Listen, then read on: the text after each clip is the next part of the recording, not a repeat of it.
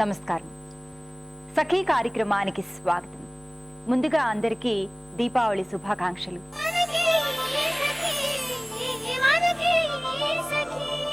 నరకాసురుణ్ణి వధించిన మరునాడు అమావాస్య. లోకానికి నరకాసురుడి పీడ వెరగడైందని ప్రజలందరూ ఎంతో సంతోషిస్తారు. నరకుడు చనిపోయిన మరుసటి దినం విజయానికి గుర్తుగా అమావాస్య చీకట్లను పారద్రోలుతూ ప్రతి ఇంటా దీపాలను వెలిగిస్తారు, బాణాసంచాను కాలుస్తారు.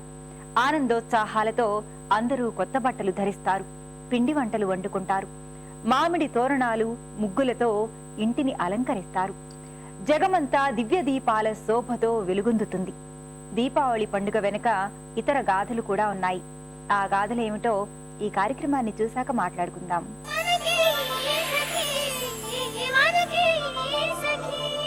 నమస్కారం. సఖీ ప్రత్యేక కార్యక్రమానికి స్వాగతం. సఖులు, ముందుగా మీ అందరికీ దీపావళి శుభాకాంక్షలు.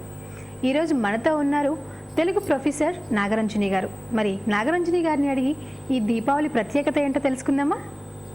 నమస్కారం నాగరంజని గారు. నమస్కారం అండి. నాగరంజని గారు, ముందుగా మీకు దీపావళి శుభాకాంక్షలు. మీకు కూడా దీపావళి శుభాకాంక్షలు. ప్రేక్షకులందరికీ కూడా దీపావళి శుభాకాంక్షలు. నాగరంజని గారు, దీపావళి అనగానే చిన్న పెద్ద అనే తారతమ్యం లేకుండా చాలా సంతోషంగా చేసుకుంటారు, చాలా ఇష్టపడతారు కూడా. అసలు ఈ దీపావళి విశిష్టత చెప్తారా? దీపావళి పండగ నరకాసురుడు అనేటువంటి రాక్షసుడు లోకాలన్నింటినీ కూడా బాధ పెడుతూ ఉంటే శ్రీకృష్ణుడు సత్యభామతో కలిసి వెళ్ళి నరకాసుర సంహారం చేసి విజయం సాధించిన రోజు కనుక దీపావళి. ఆ రోజున ప్రజలంతా కూడా నరకాసురుడు చనిపోయినందుకు ఆనందిస్తూ దీపాలు వెలిగించి వాళ్ళ ఆనందాన్నంతా ప్రకటించారు. ఇది దీపావళి పండగ ప్రాశస్త్యం.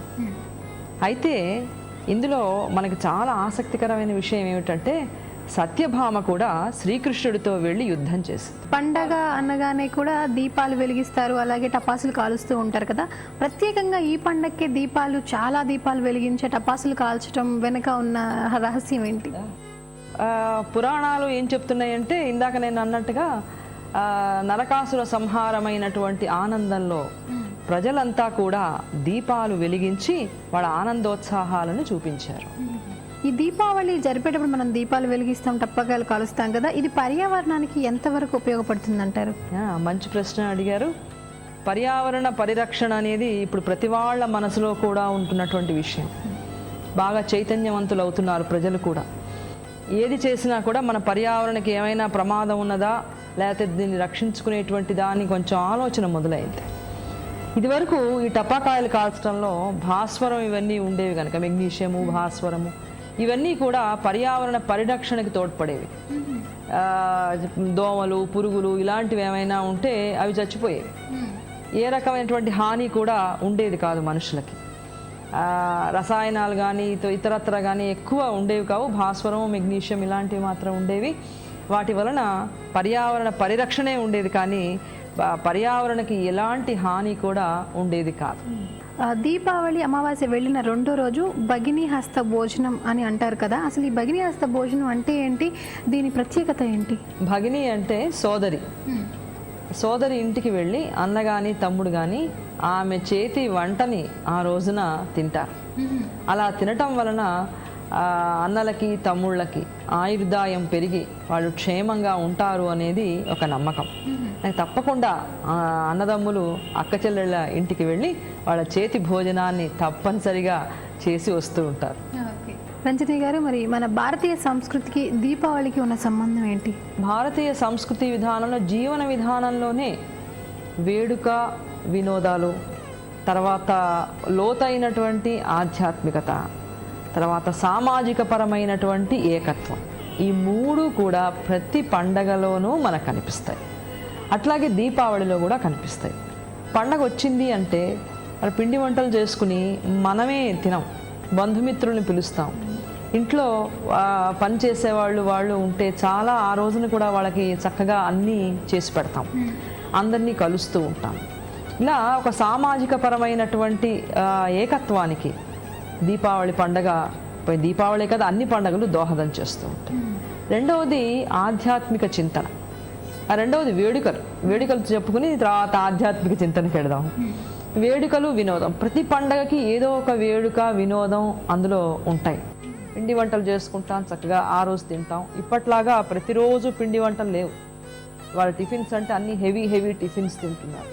ఇది వరకు అట్లా కాదు. భోజనాలన్నీ చాలా చక్కగా ఆరోగ్యప్రదమైనటువంటి, చాలా అరుగుదలకి దోహదం చేసేటువంటి భోజనాలు ఉండేవి. పండగలు వస్తే మాత్రమే గారెలని, ఒక ప్రాంతంలో కజ్జికాయలు చేస్తారు. దీపావళి పండగకి తప్పనిసరిగా తీపి తినాలి. కజ్జికాయలు చేస్తారు, ఒక ప్రాంతంలో సొజ్జా పూరీలు చేస్తారు, ఇలా భక్ష్యాలు చేస్తారు. ఇలా తీపి పిండి వంటలు, టపాకాయలు కాల్చుకున్న తర్వాత తీపి తినాలట. అది కూడా మనం పెట్టుకున్నదే. తీపి పిండి వంటలు చేస్తూ ఉంటారు.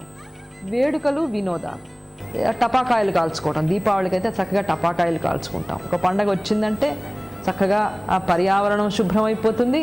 తర్వాత వేడుకలు వినోదాలు, విందులు, అందరితో కలిసి ఉండటం. దీని తర్వాత ఆధ్యాత్మిక చింతన. పురాణాలలో దీపావళి పండగ చేసుకోవడానికి కారణం లోకకంటకుడైనటువంటి నరకాసురుణ్ణి శ్రీకృష్ణుడు సంహరించాడు.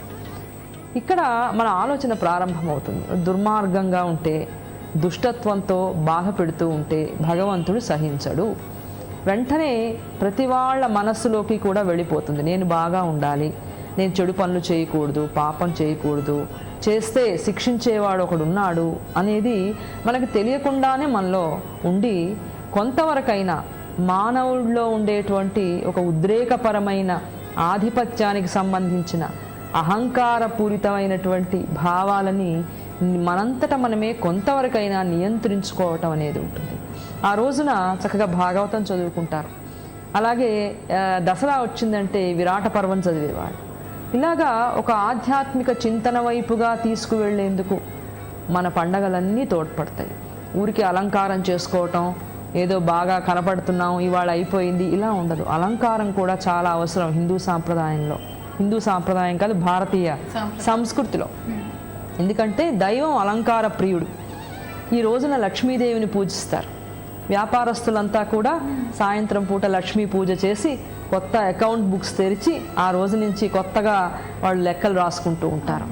అలా ఉంటుందన్నమాట. అదేత దైవం ఎప్పుడూ కూడా అలంకార ప్రియత్వం దైవ లక్షణం.